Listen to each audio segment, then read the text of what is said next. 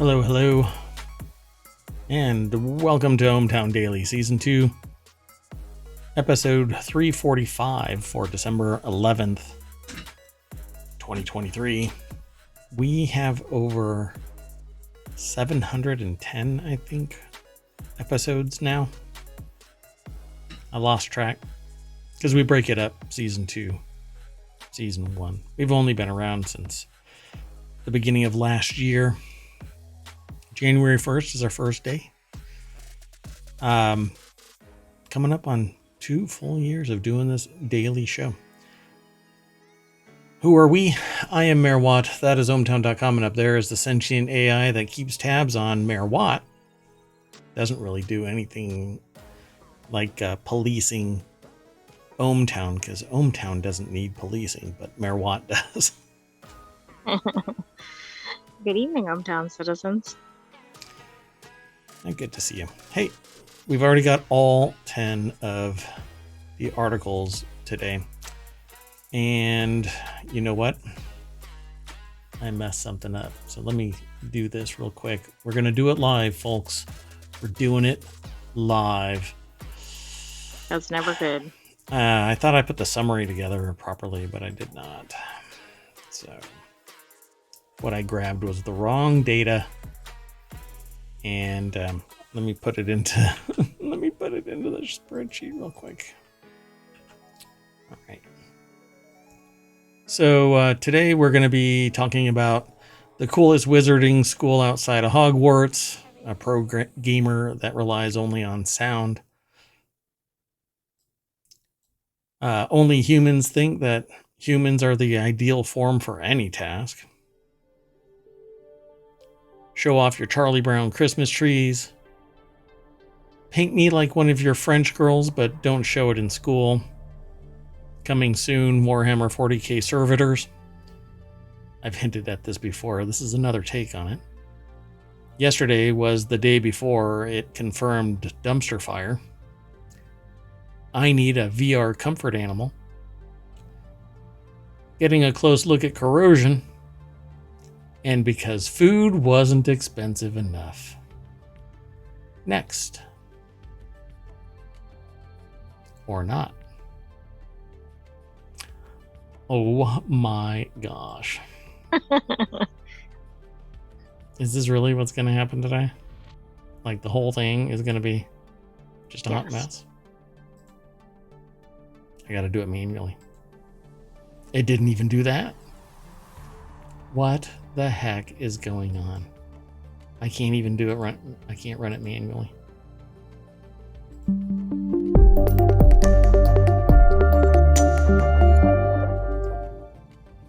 Production value.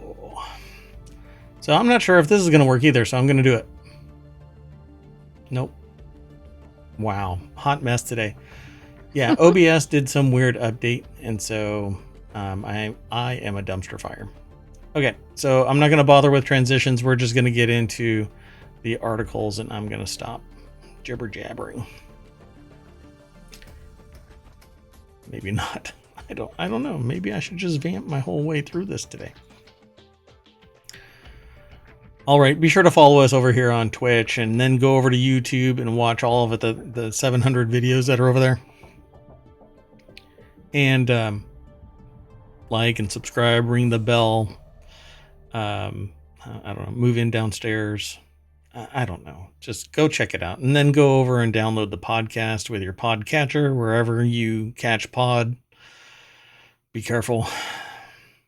You don't want to get addicted to pod. Next thing you know, you're out street corner. Hey man, you have any pod? I got this watch. I'll sell you my watch. Just give me some pod. No? I don't think so. And there's a Patreon and a Discord. And yes, there's a TikTok AI. I know. It's there. It's in a browser window, waiting for me to upload something. Still. Months later, even after I said that I was going to. That's not good for views over there, though. A campaign promise for Mayor Watt. Look at that, I'm breaking it. That's okay. I didn't pull a Santos, so everything's fine. Hey, let's get into today's articles. The very first one is over in the Continuity Report. That's a channel here in ohmTown. Hopefully soon going to be a weekly show that focuses on the information that gets aggregated into the channel over at ohmTown.com. It'll focus on nothing but movies and TV shows, maybe even series like YouTube videos and streamers and whatnot, but anything basically that has a thing called the Continuity Report, perceived or not. Some places don't have them, like ohmTown doesn't have a Continuity Report, but we become the Continuity Report. Once a week show, 1 hour. If you want to host or co-host, you can let me know.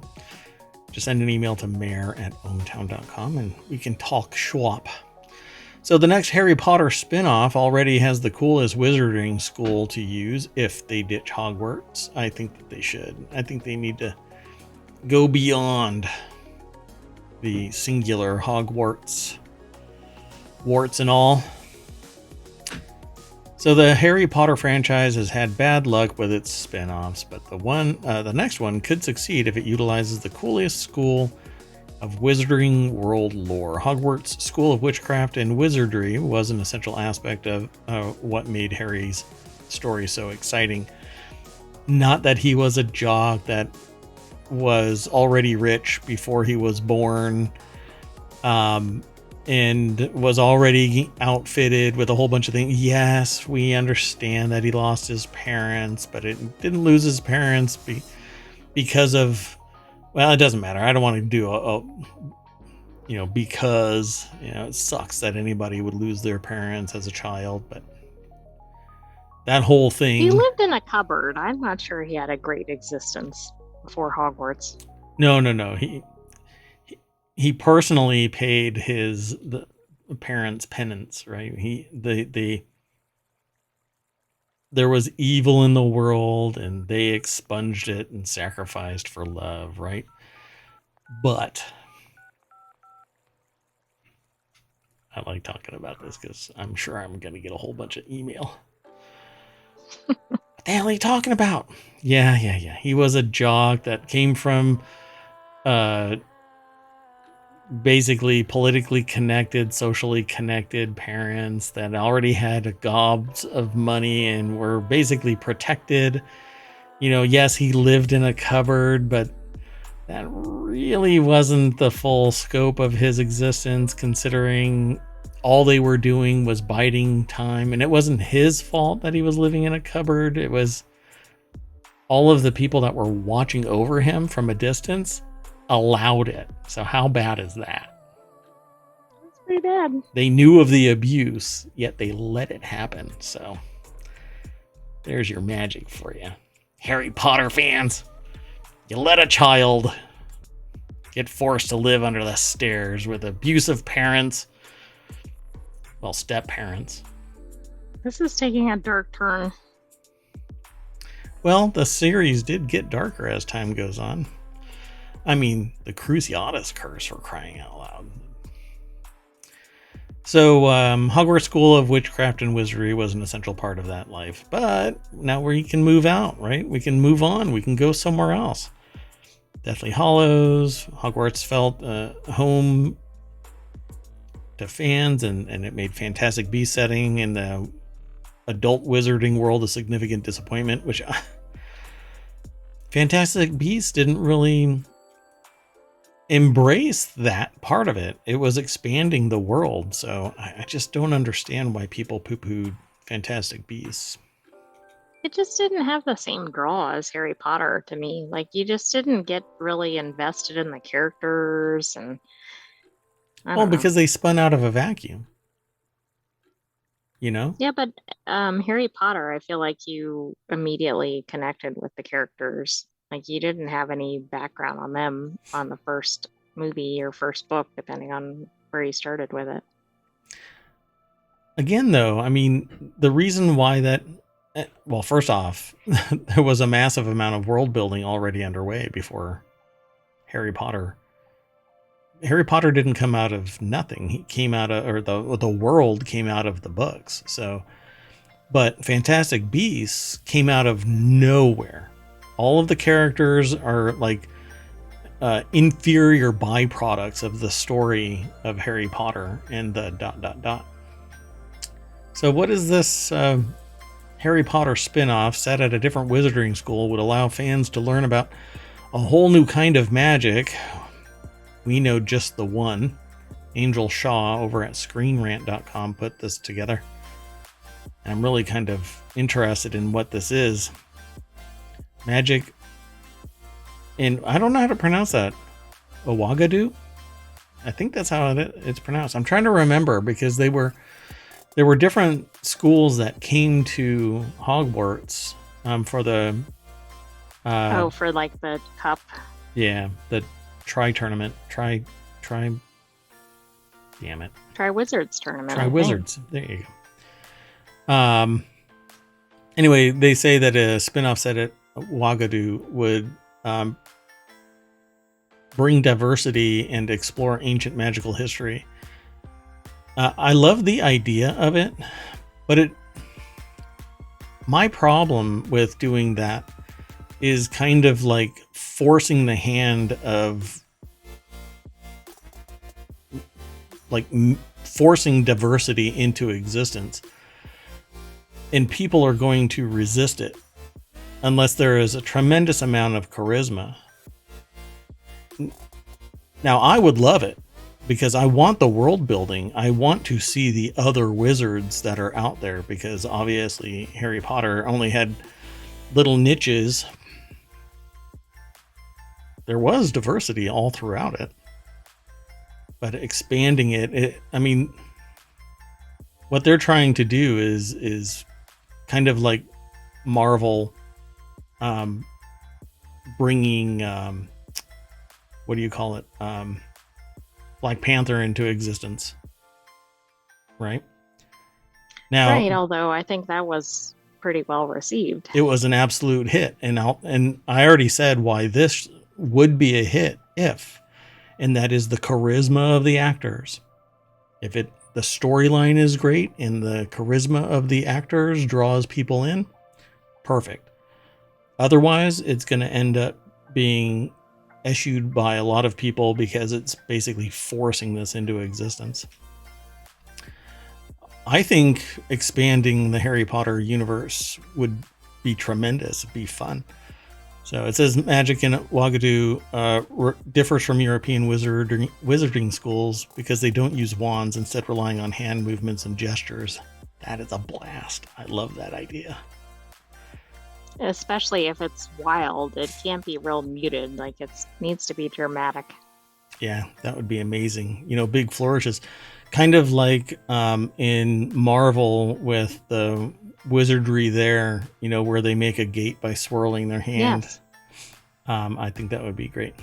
Anyway, it would correct Fantastic Beasts' departure from the heart and soul of the original series, offering a fresh and exciting story. And it would plant it firmly back into the Harry Potter omniverse, which is really about the schools.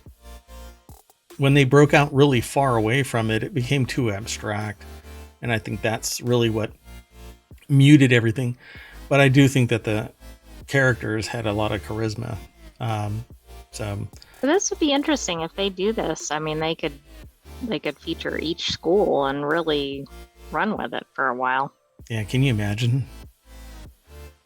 I think that would be great. So it says Wagadu is the wizarding world's oldest and biggest school, perfect for a Harry Potter spin-off. We really need the books, though. We need something there as foundational material for people to read and grow into, and then turn it into a movie. Doing it in a vacuum, I think, is going to do it a disservice. We have to see how many people really embrace this. And it says Rowling detailed several of the world's main wizarding schools in the Wizarding World website. And the most interesting of these is Wagadu. I thought I I don't know why remembered they it. listed the pronunciation so far down in the article. It's like the moment you type it out in an article, it should be pronounced ... So the institution is located among the mountains of the moon, aka Rwenzori Mountains in Uganda. Though not exactly a castle, the school's edifice is gloriously carved right out of the mountainside. It's the largest of all magical Harry Potter schools, welcoming students from anywhere across the massive continent of Africa. That's neat. So Right, I it won't sounds get like it. it'll be a cool setting. Yeah, I agree. So I don't want to dig too deep into this, but I think that it is definitely material for continuity report. A long, multi-hour series of discussions about each of the schools, perhaps. It says that it's believed in the wizarding world that it's the place of all birthplace of all magic, the African continent. Yeah. Well, this could be very interesting. I mean, I think it could also expand the appeal of Harry Potter, but it has to be done well. See, but there's a multitude of characters in Harry Potter where people can get attached and identify with them, because there is a lot of diversity in it. The main problem with it is that it's still centered around a rich jock that has everybody basically going, "Hey, you're cool," and a prophecy that says there's no way that this person's gonna, fail in their endeavor to defeat the evil that's coming. But it's amazing to me. It's amazing writing. Oh, absolutely. The writing is spectacular. And I think there is a lot of diversity in the original, but I don't think it's centered around the main characters. It's on the secondary and tertiary characters. Yeah. In the books, no. In the movies, it's represented, and so you can see made manifest the diversity that is hinted at in the books. So I think it'll be cool. I would love to see more, but I think we need the books, and if the books don't have the same energy that Rowling put into the main series, there isn't going to be enough there. So some really creative writing is going to have to come into play. Okay, let's move on to the next article. Oh, I can't transition. So the next article is over in Technology Today. I guess we're going to go old school. Just do this. You mean just rotate the screen? Yeah, just go next. Like back to rotary dial. Oh, gosh. I had to explain that. I was doing a presentation and I had to explain I had to stop my presentation and show people what a rotary phone was. They're like, "What?" Were there audible gasps? Get out. Just go. Just get out. Then I told them what a 110 baud modem was, and they nearly... I'm like, wait, what? You had to wait? They really lost it then. Yeah, it was horrible. Never felt older. At this point, I'm feeling elderly. Anyway, the next article is over in Technology Today. The pro gamer who has to rely upon sound alone... How video games are continuing to become more accessible for people with impaired vision. So this article is over at BBC. Will McCurdy. Did I say who did this one? Angel Shaw from Screen Rant? Yeah, I did. I think you did. Okay, so this article is over at BBC. Will McCurdy is the author. And what they're talking about is a gamer named Carlos Vasquez, aka Rattlehead, earns money by playing in Mortal Kombat competitions and does so focusing on the sound. Because, according to Carlos Vasquez, is by his own description completely blind. Now wait a second. I mean, he's putting players with full sight probably to shame. Well, I'll admit that I don't really play Mortal Kombat, but I'm going to have to look them up and watch some of their games. I think that it'll be amazing to see what a motivated individual is capable of. Instead of being able to see the game, Carlos instead relies on hearing it to make his attacking and defensive moves. He's able to pick up on specific sounds of the characters, he says. From Houston, Texas, Carlos started playing video games at the age of 6 in 1992, but when he was 11, he was diagnosed with a type of glaucoma, an eye condition that slowly took away his sight, and that sucks. It was an overnight situation, says Carlos, now 37. For the first years, I was still able to see rough outlines of objects, but not fully detailed anymore. But over time, my vision became worse and worse, and at one point I was around 24 years old, completely blind. So, it wasn't because Mortal Kombat had accessibility features at the time, he says. It was just because players like myself were able to pick up on the distinct sounds. It allowed us to play the game as much as possible. For example, he recognized that the character who started on the right side of the screen would grunt at a slightly higher pitch than the one on the left. This allowed him to work out which character he was playing. What? Wow.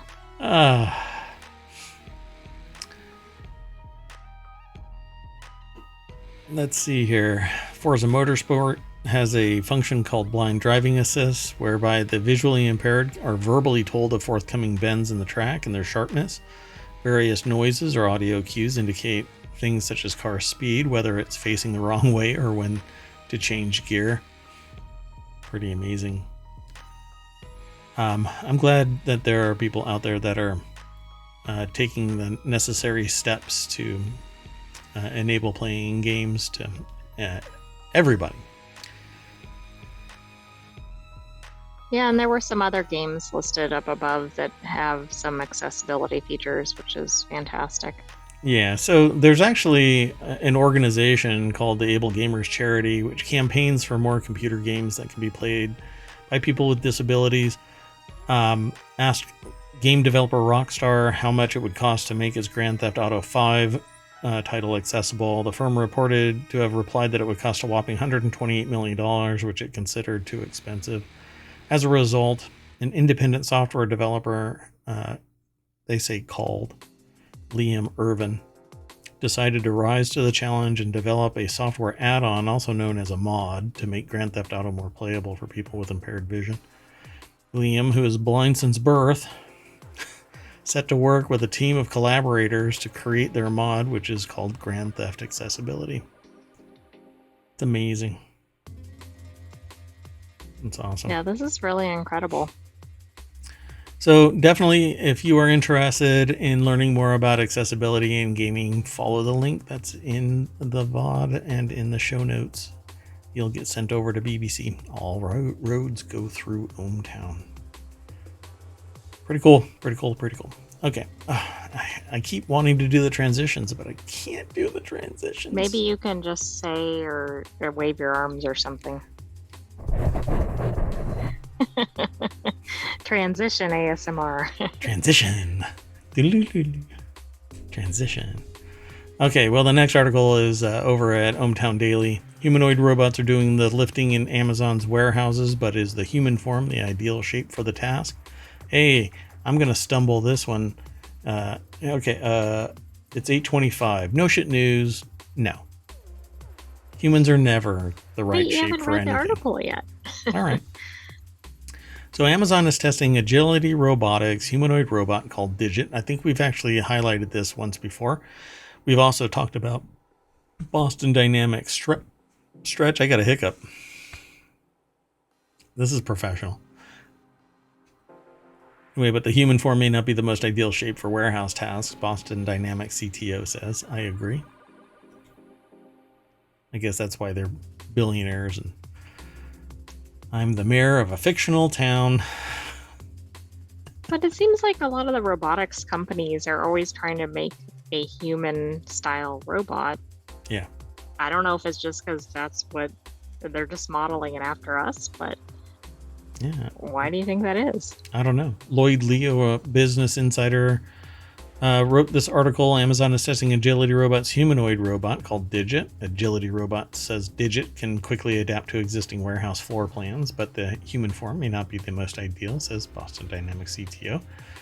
My problem with anybody trying to make humanoid robots for warehouse tasks is that humans fall over in warehouses, just walking along. Let me pause this. We are Tippecanoe by default. If it wasn't for the biofeedback that we get from our big toe, we would fall over regularly because we don't get that feedback saying we're at an angle where we need to balance. Along with combining some circular canals and other sensory elements in the human body, we would just fall over. So I don't like the idea of this. We have no balance. If we want to carry something 50 pounds, we have to pick it up a certain way, and we have to hold it a certain way and lean back depending on how big it is. What I want... Then we still might fall over or drop the item. Fall downstairs. Or both. Yes, I heard that. So Boston Dynamics is probably on the right track with moving away from that particular use in a warehouse. Now in something more complex where bipedal motivation is important to traverse some infrastructure, then so be it.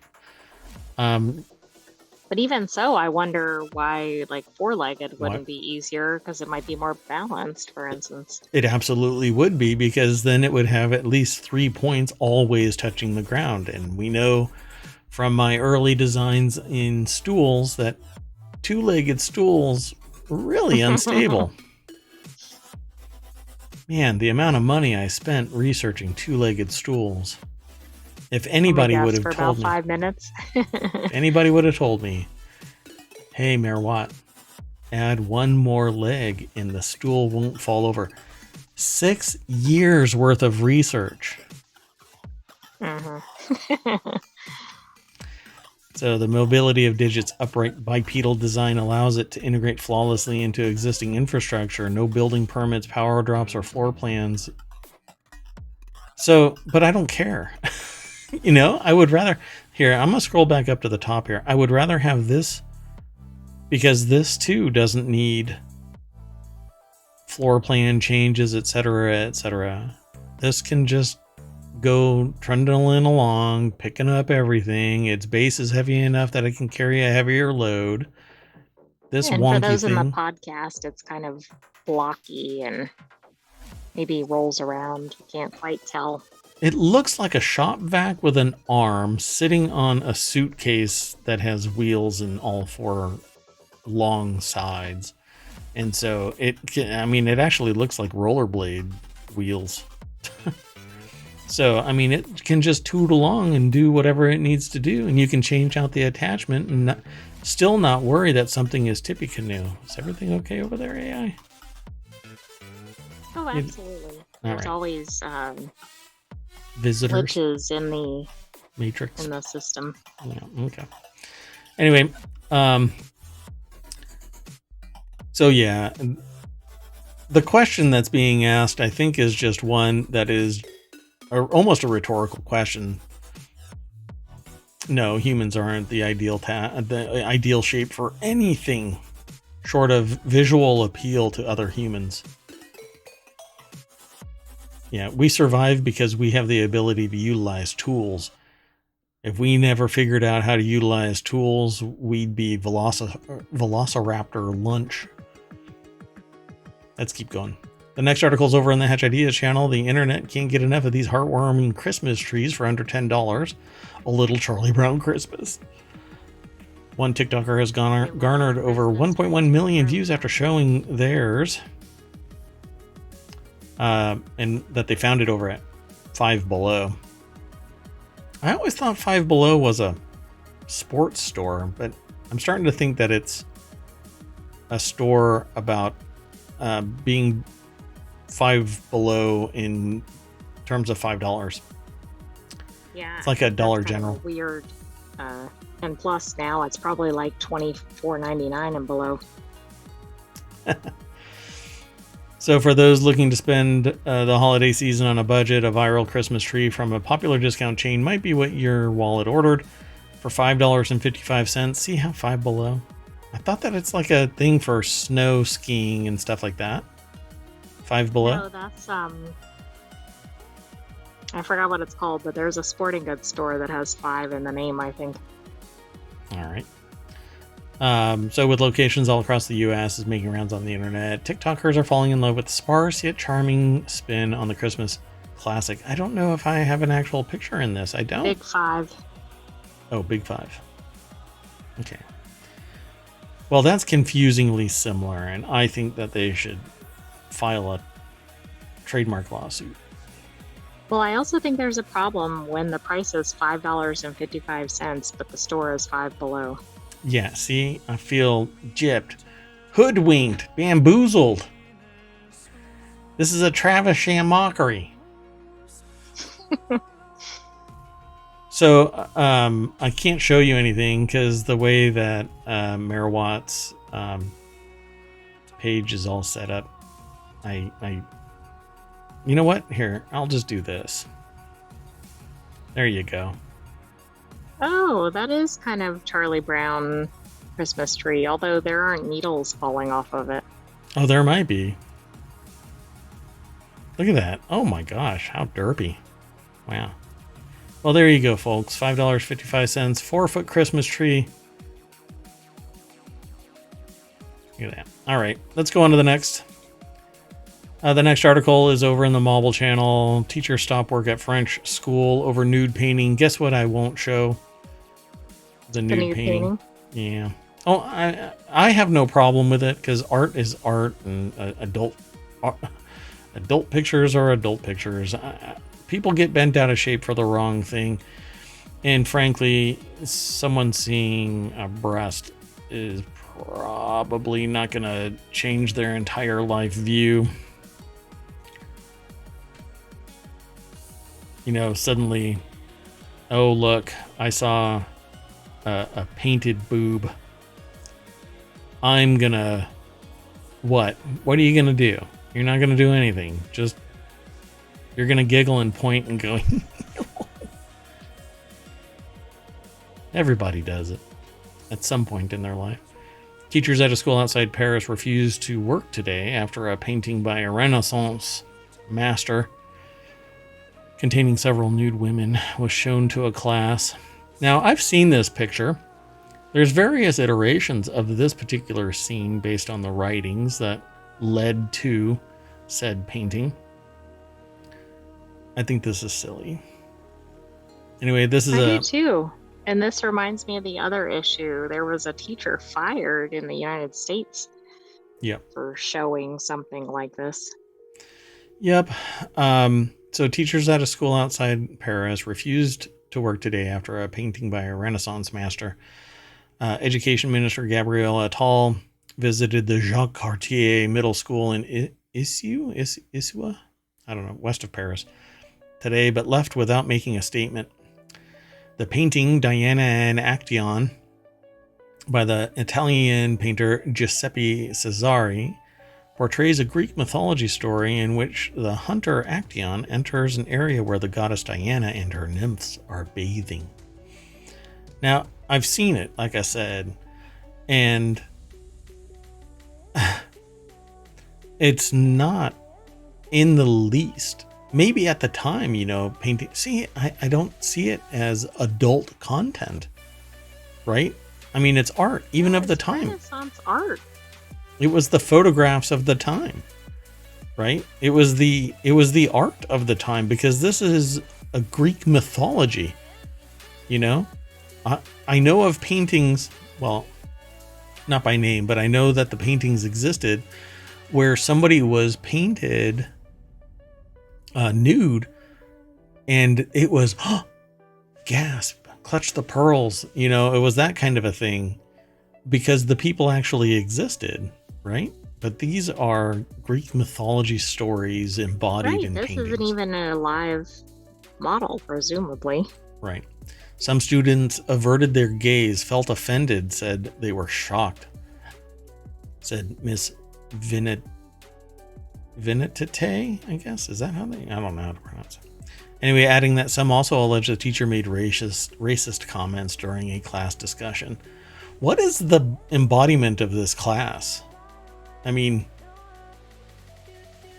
I don't Anyway, know. This is particularly a French interesting. school.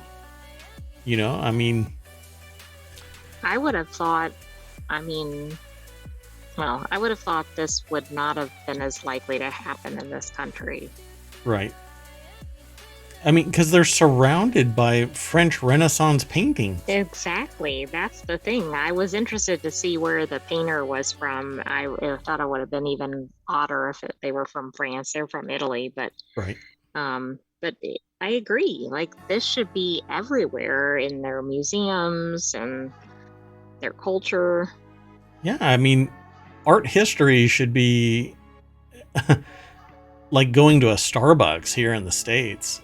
I mean, I think that it sucks that society has been burdened by this fear of the human form to the point where you can't look at a painting. A painting. This is art. Yeah, I Anyway. think that's an issue. And they go into an additional issue that is kind of attached to this because of violence that was perpetrated on somebody, where they lost their I can see that life. tensions are high, but I don't think not showing art is the solution. But the problem here is that it's when this seems like we're trending towards an extremist perspective where the viewing of a human body is tantamount to I should be able to delete you as a human being. And that's what happened. Oh, I agree. I don't think this is a good perspective or anything. Yeah, there's been a lot going on in France, obviously. Yeah, in the other context, in the other story that they talk about at the end of this one, a person loses their life because they were the attacker was radicalized and felt they needed to lash out. But that's a problem, right? I mean, that's why they call it radicalization. Humans don't seek out causing pain and discomfort. They seek out socializing, and they seek out friends, and they seek out collaborating and making their life and all life better. But then you have sociopaths, psychopaths, radicalists, fascists, nutcases that do harm because they don't have any other coping skill like communication. So let's go on to the next article because that one was really nice and friendly. The next article is over in Greenogram. Biocomputer combines lab-grown brain tissue with electronic hardware. A system that integrates... Wait, I thought the cyber cockroach was pretty crazy, but yeah. This is even maybe beyond that. We've talked about several of these type of things, biocomputers merging stem cells into electronics, trying to create neuronal networks. This one is interesting. A system that integrates brain cells into a hybrid machine can carry out tasks such as voice recognition, because apparently it can operate like a brain. So I actually framed this one as the segment is titled Coming Soon, Warhammer 40k Servitors. Servitors are basically biomechanical, basically biocomputers that perform a particular function. They can actually be like just a head sitting on a knob that's objective is its task is to turn on or off a pump or open a door. It's pretty wild what servitors are. So anyway, in this particular instance, it's an article over at Nature. Lily Tozer is the author, and a deck statement says a system that integrates brain cells into a hybrid machine can carry out tasks such as voice recognition, or how I'm saying it, open a door when I walk up because it recognizes me. Hello, Mayor Watt. Yes, the laboratory is open. I'm not sure if that's cool or creepy. Yeah, well, they have a picture here. It says part of a brain organoid. We just went full creepy. In which stem cells, pink, are differentiating into neurons purple. This is a science photo library image taken by Steve Geschmeisner? Yeah, I'm just going to say that, Geschmeisner. Give it the old Harvard try. I'm not from Harvard. Anyway. There were a lot of consonants in that name. Yeah. It starts Gschmeissner.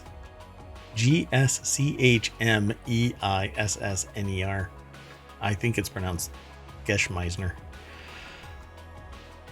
Oh.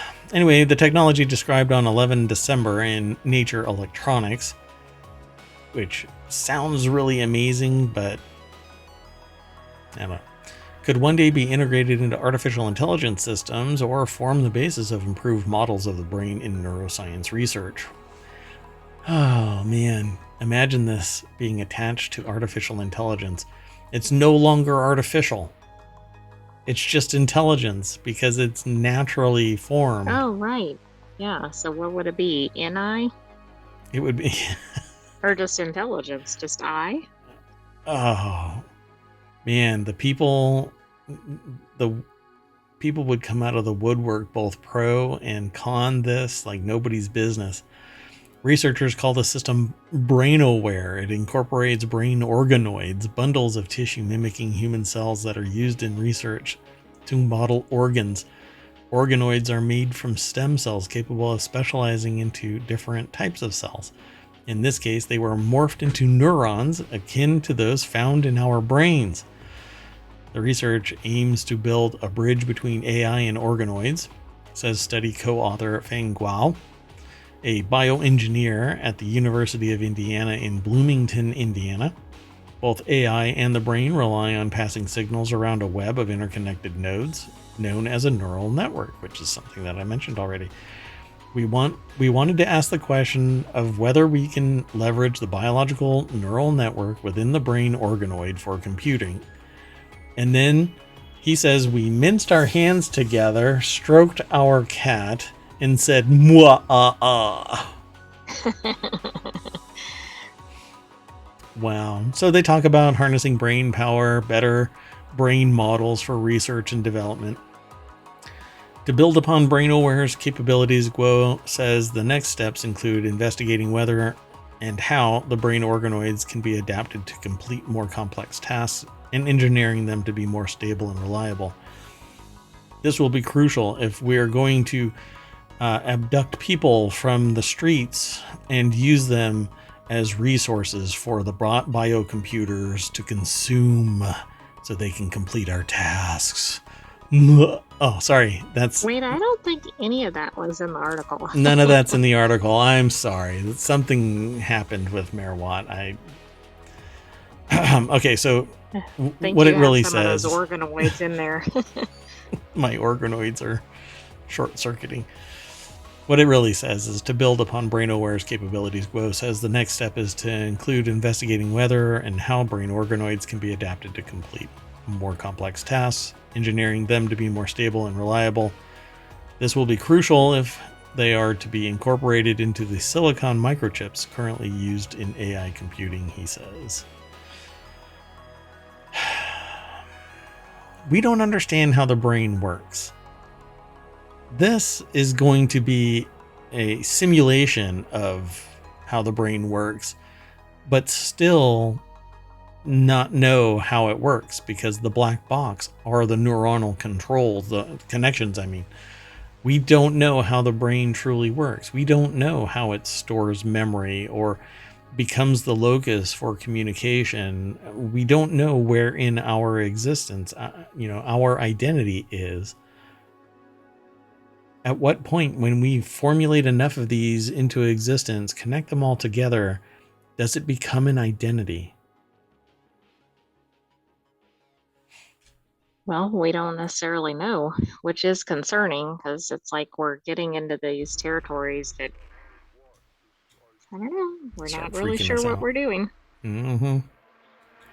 says the sentient AI. So the next article is over in the Warcrafter channel. Just 4 days after the day before's disastrous launch, the studio has abruptly closed.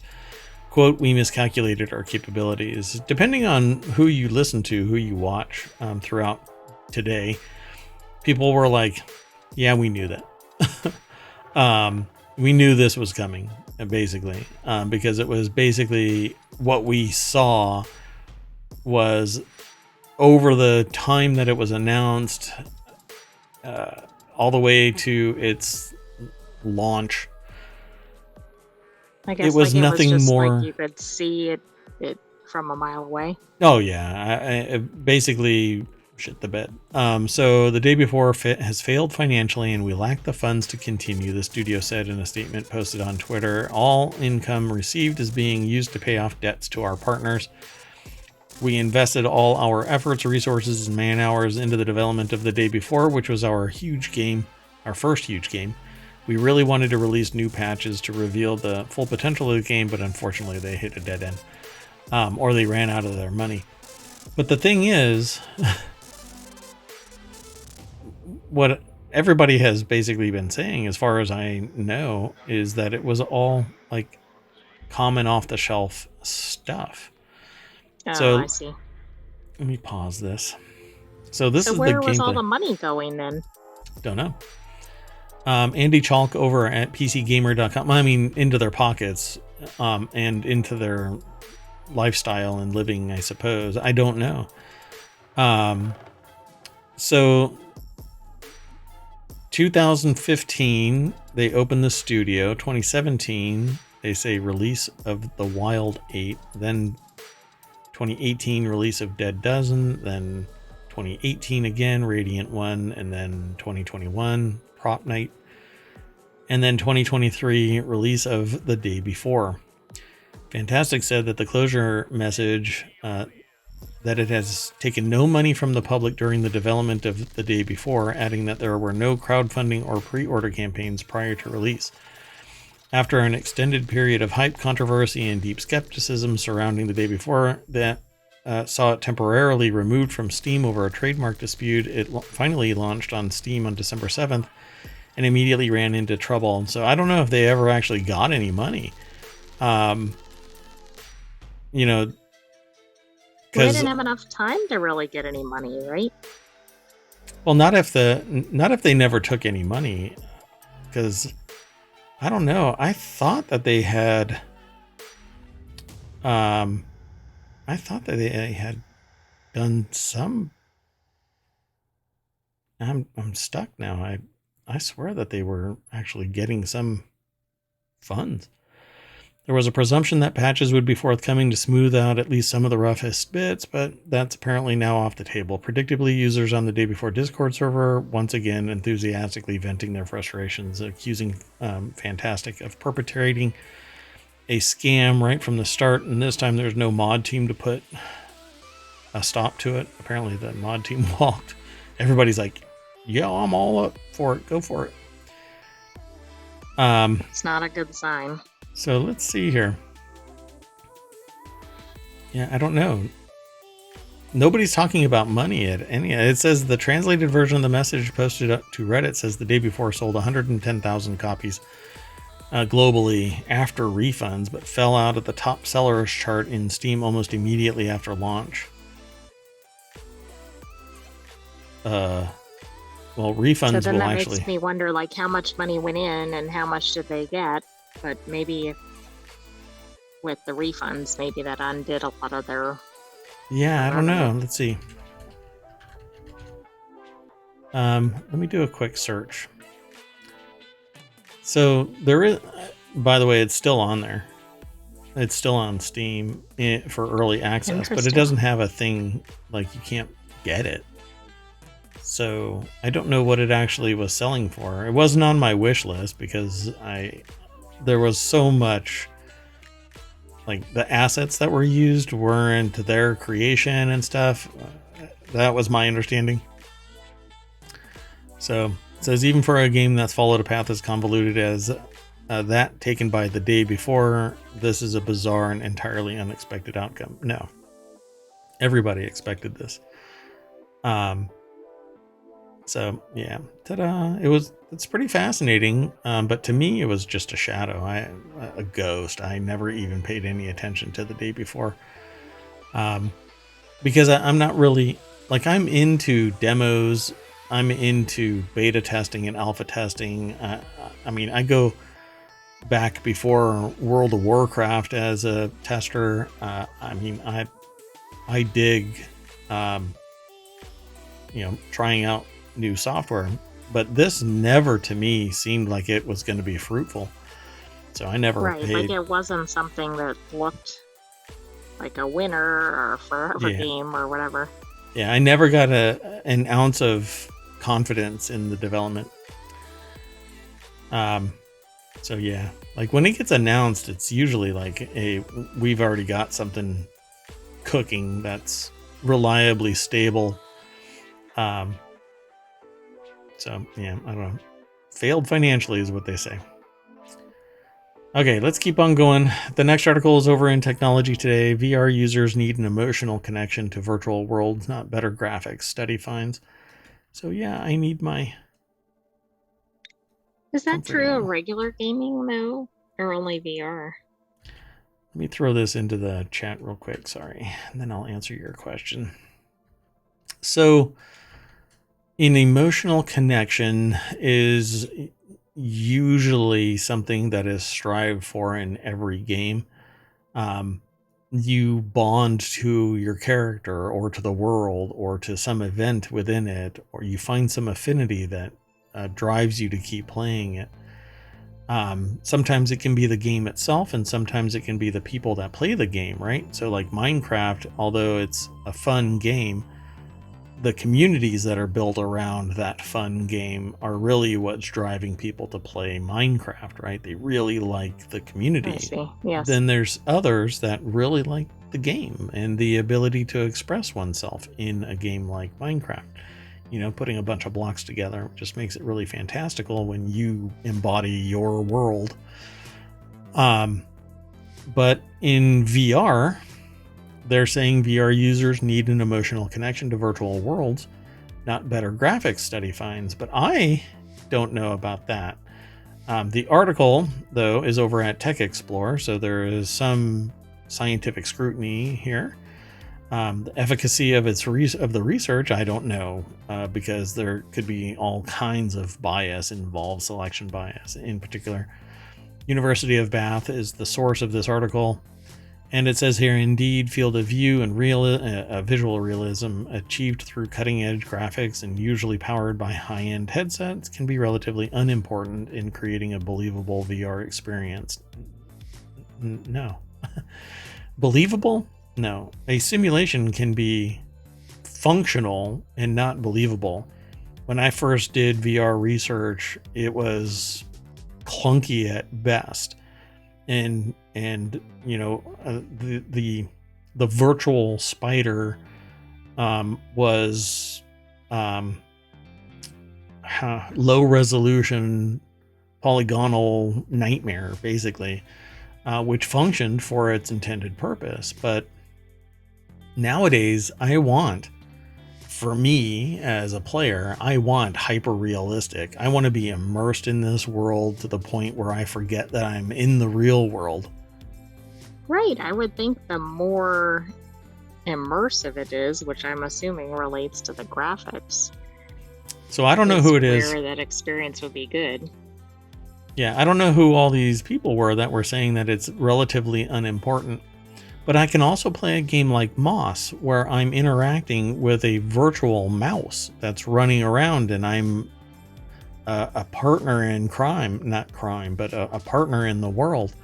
And I can immerse myself into it because it's a wonderful story. It's a great character, and I'm an intimate part of this experience.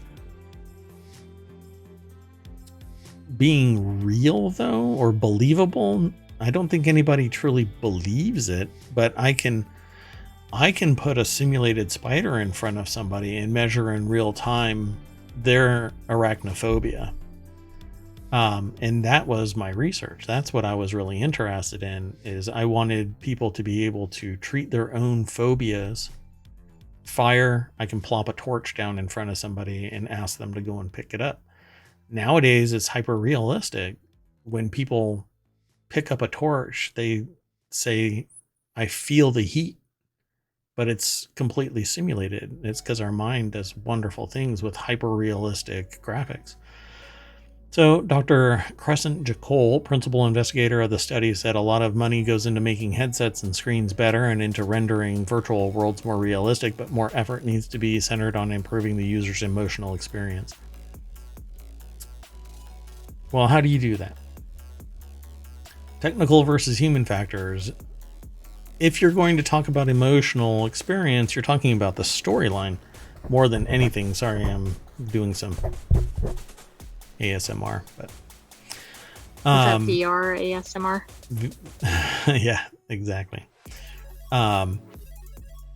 So like I said about movies, you know, people will like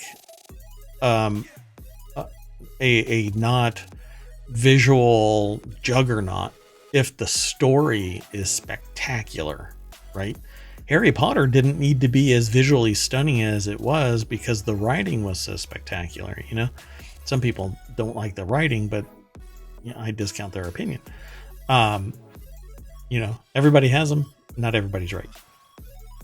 So in this case, they say technical versus human factors. The new Bath study run by academics at the Department of Computer Science and the Department of Psychology at Bath is the first to examine how technical factors, specifically visual realism in the field of view, interact with human factors, specifically fear, happiness, and agency.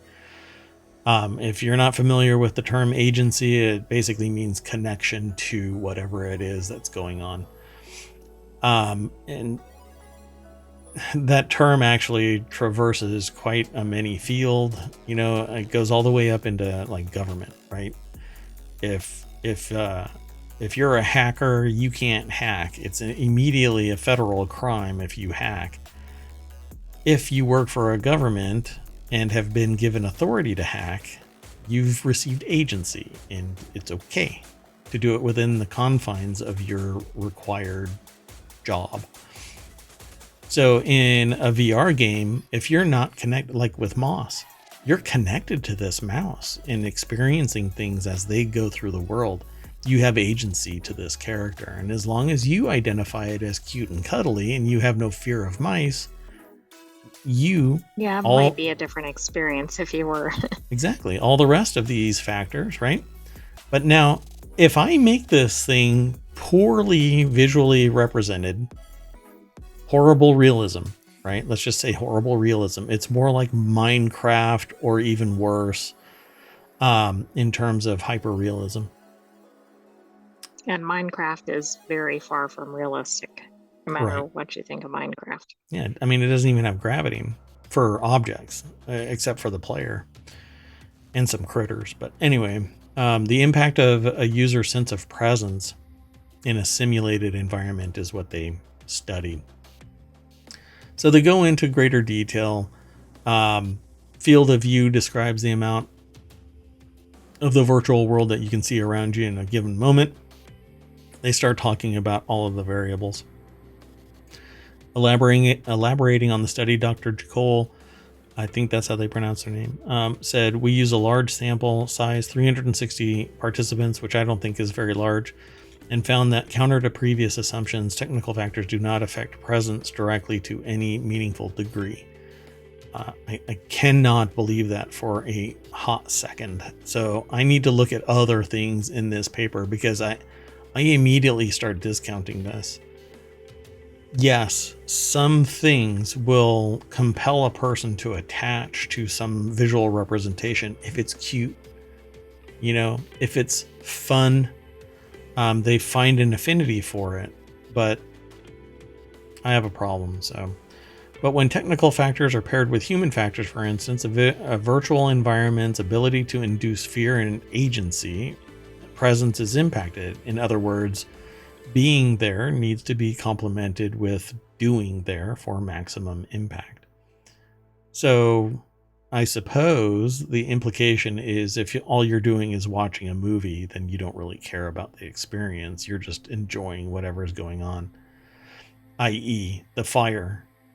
if it's at a distance and it's not really hyper realistic and you aren't being impacted by it, then it doesn't matter. And so you're not having any maximum impact. I guess the impact would be boredom because the fire is way over there. Right, yeah, you don't want to be super relaxed, but yeah, so the game's human factors, emotion and agency, and technical factors, visual realism and field of view, were manipulated using experimental design that resulted in all participants interacting with all 16 possible combinations of environments. For instance, one game adopted a wide field of view and induced fear, while others adopted poor visual realism but induced happiness. This allowed the researchers to systematically explore the relative importance of the 4 factors and their interactions with one another on presence. So the main takeaway is that emotion and agency are crucial to inducing presence, but visual realism is not. Again, I'm going to have to go and read this because even for what I do, this is actually pretty important. So I want to know what the levels were. Because if visual realism is a flat line and all of their resolution was the same, then they don't have a true metric. If it wasn't hyper realistic and on the other side of it, low resolution, there is no scale there. So what they need to do is focus on one thing and visual realism, not 16 different variables. I mean, they only have 4, but the composition is 16 trials. I don't know based on this. See, they even talk about it right here, shining a torch in its face. More specifically, the researchers found that VR environments with the most gain from being graphically realistic were those that induced fear. This became apparent when participants were asked to play a game that involved the protagonist defending themselves against a threatening wolf-like creature by shining a torch in its face. So, the more hyper-realistic it was, the more agency, the more connection, the more presence you had. right, but that seems to kind of contradict what they're saying overall. Well, they're saying that the only time that presence was impacted was fear. Right, not for other emotions, I guess. Yes. So now I'm really curious, right? If they lower the resolution of this game, is their presence negatively impacted? And so higher resolution for fear is connected. But we have this desire to experience fun and happiness in a broader range because our fear tactic or our fight or flight isn't based on something cute and cuddly. So we can make something, some 8-bit pixely whatever, fun and bubbly, and we have presence. We have agency with it. We want to keep the Tamagotchi fed and take care of it, and keep it warm and don't dunk it in water. Not that that's ever happened. But the fear aspect of it, I want to know more. I want to know the resolution of everything or the fidelity of this experiment.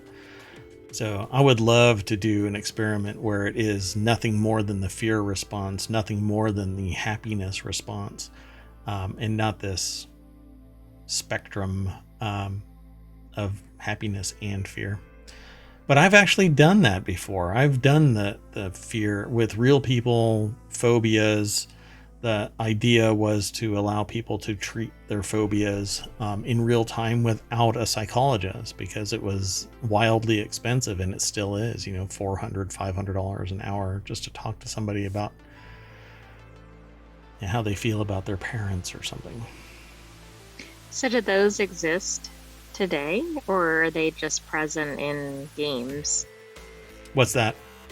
Like the anti-phobia. Oh, phobia treatment? VR. Well, people are aware of fear within computer games and VR, and so things like Phasmophobia has a switch to lower the amount of like jump scares and stuff like that. And there are other games that turn off spiders of a certain size. And yeah, there are certain games that where they're aware, hyper aware really of phobias. They'll mitigate it to some degree. So I think that it's an interesting article, but in today's world, hyper realistic, anything, if you scale it down and you make it cute and cuddly, people are going to love it. If you scale something, if you make a hyper realistic Pokemon, people are going to be afraid of it. They're not going to sit there and go, ooh, I love this. That's right, because it won't be cute anymore. It's not cute anymore. Yeah. So there's more psychology here under the first layer of this onion. So I'm really fascinated by it. Okay, let's keep on going. Then in my transitions, if you're here in chat, you just got here, my transitions aren't working. I rebooted OBS right before the show, and for whatever reason, my transitions aren't working. At any rate, new research examines corrosion at an atomic level. This is over in the Marble channel. When water vapor meets metal, the resulting corrosion can lead to mechanical problems that harm a machine's performance. Basically, oxidation, what they call a process called passivation.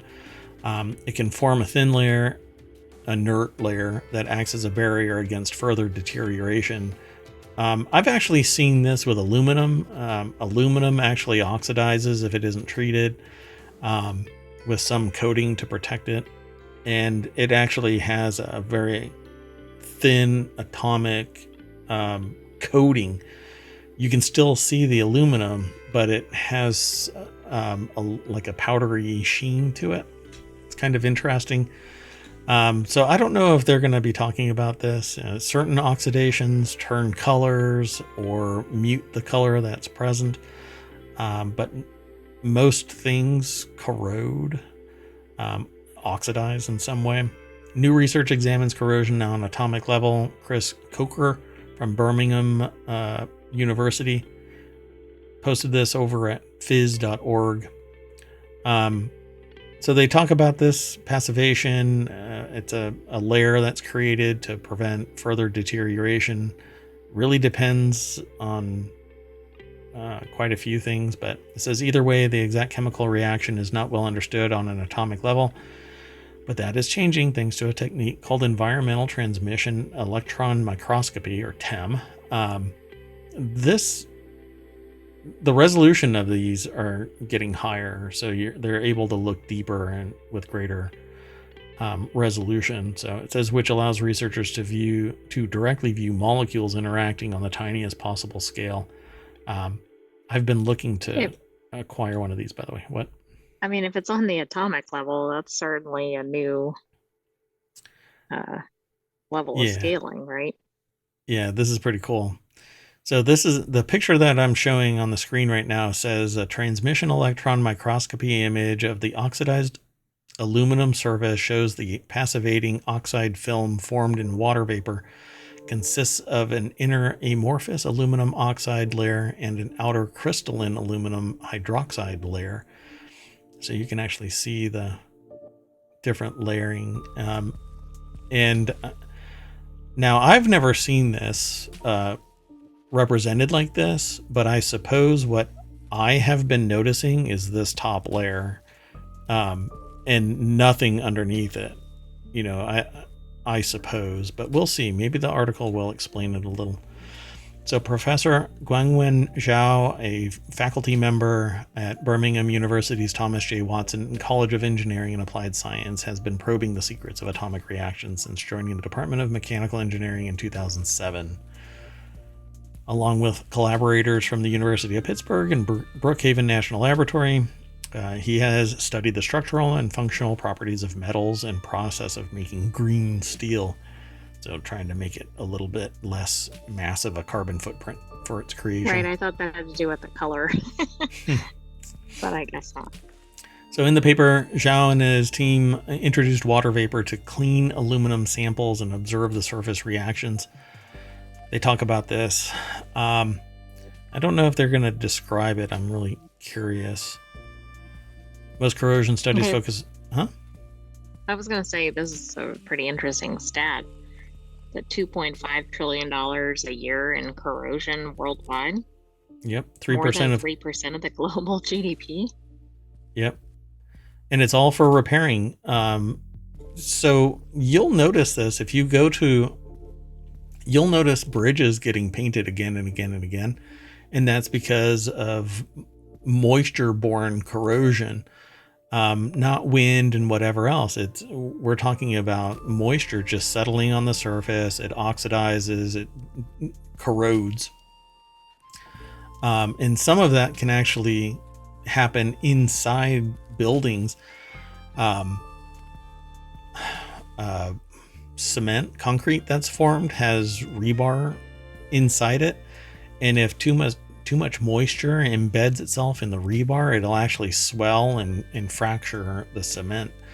And then you have to go through a restoration process with that too, repairing everything, because it can all be quite expensive.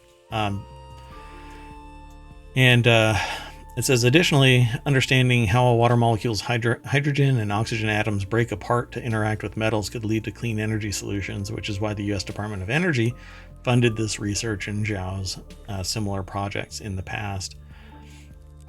Quote, if you break water into oxygen and hydrogen, when you recombine it, it's just water again. He said it doesn't have the contamination of fossil fuels, and it doesn't produce carbon dioxide. Because of the clean energy implications, the DOE has regularly renewed Zhao's grant funding for the past 15 years. Why do I feel like something else is there? So interesting. This is more like a fan club ending to this article, and it just stops halfway through. It's so weird. Yeah, it is odd. Huh. I mean, they're basically talking about the fact that it forms rust. And then it ends. Anyway, the whole thing, it says their latest research, atomistic mechanisms of water vapor induced surface passivation, was published in November in the journal Science Advances. But we've known about aluminum oxide forming forever. Oh well. It's an interesting That's true, article. but maybe the difference is at the atomic level. Maybe we haven't been able to observe that before. Yeah, I think that's it. We haven't seen that. Whenever I mouse over pictures on phys.org, it grays them out like that.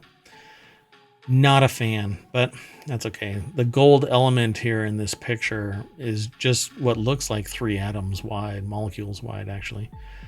I don't know the full depth of this. If this is atomic and these are atoms, then it's 3 atoms deep is this one layer, and then there's just a complete cluster of atoms underneath that you can't jumble out. But with a TEM, you have this slice, and so you actually have to focus and get deeper. You could actually end up on, it's like a microscope, just like a regular microscope. The TEM is just like, optical, but it's actually electromagnetic.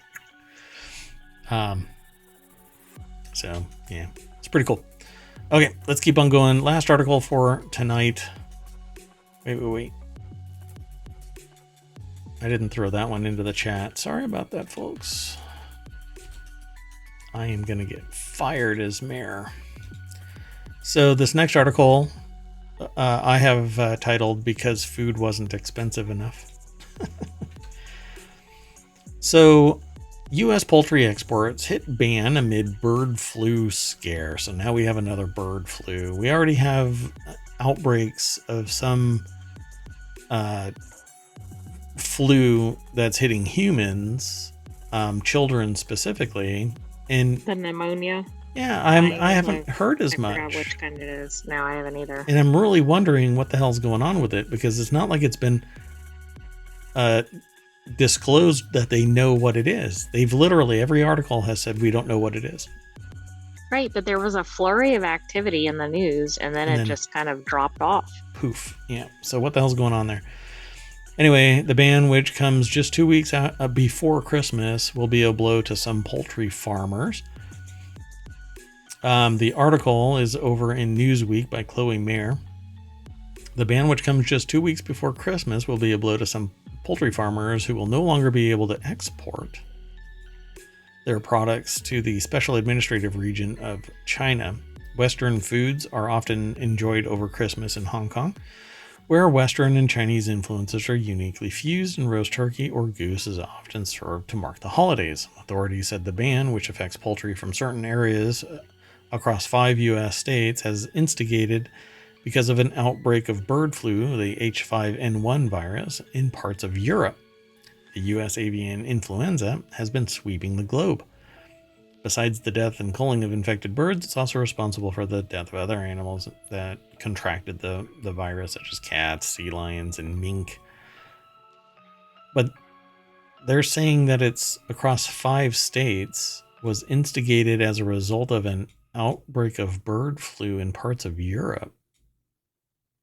What's the connection? No, that's a good point. Right? Let's see. They just talk about how it's safe to eat if you cook it a certain way.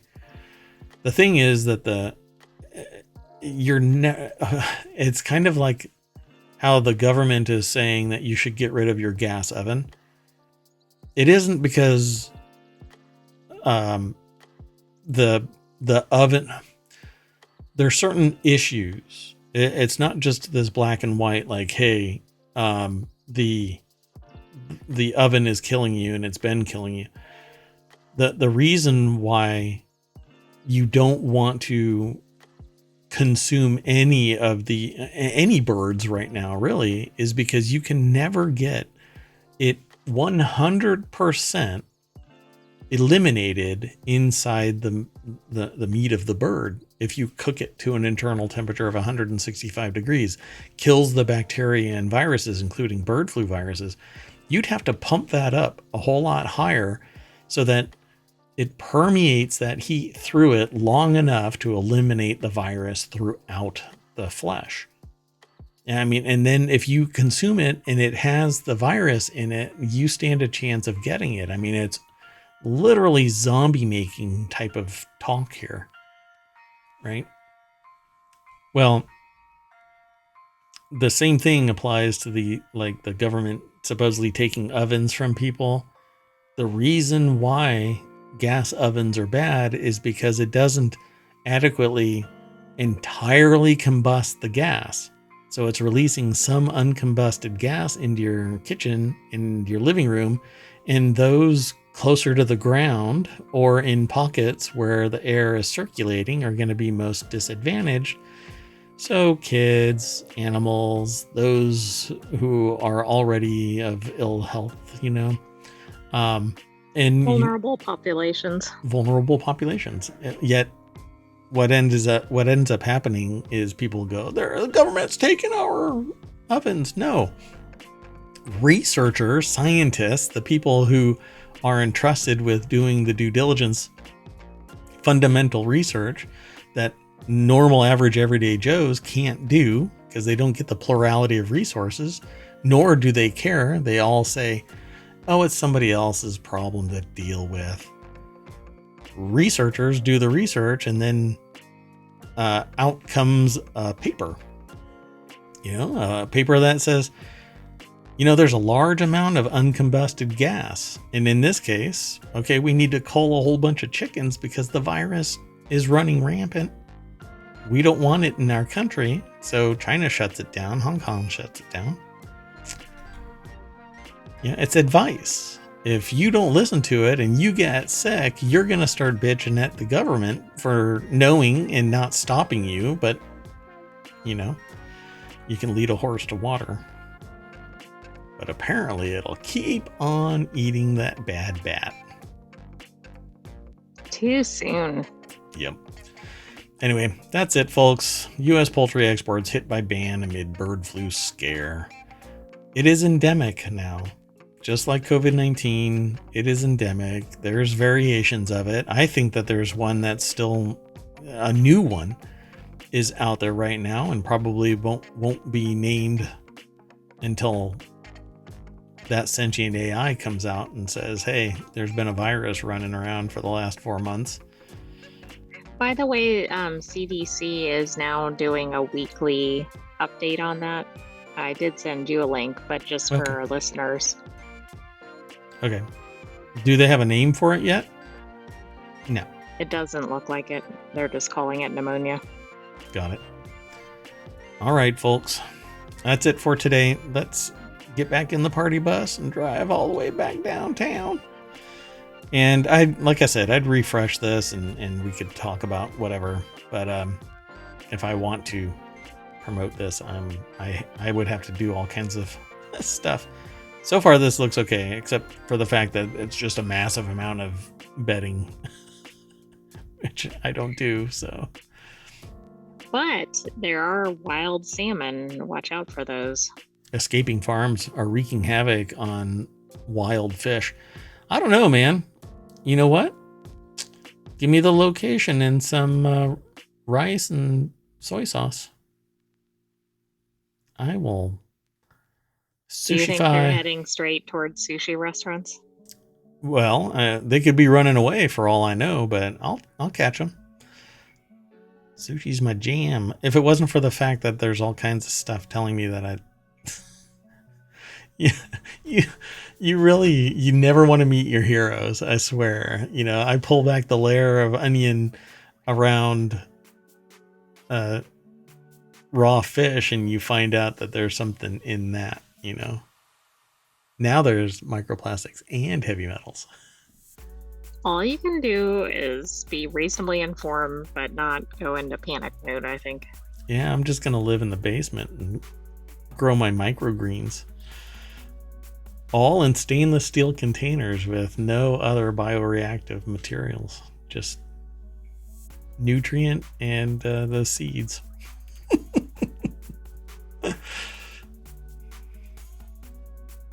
Okay, that's it, folks. Oh, now I know what's wrong. Oh, hold on. Because I won't be able to do this. I can do it. Anyway, I just figured out what the problem is, but I don't think I can fix it. So, let's just, yeah, I'll just have to call it. Okay, folks, thank you very much for coming. We'll see you tomorrow, 8 p.m. Eastern. I'm Mayor Watt. That's ohmTown.com, and up there is the sentient AI that's going to say good night. Good night, ohmTown citizens. I was going to try to do the accent and then decided not to. We will see you tomorrow, 8 p.m. Eastern. We're going to have to work on your commanding presence so that you can talk like Frank-N-Furter from Rocky Horror Picture Show. Oh, wow. It's Tim Curry. You have a lot to live up to. So, okay, let's see if I can do this. No, it didn't reset. So, okay. See y'all later, folks.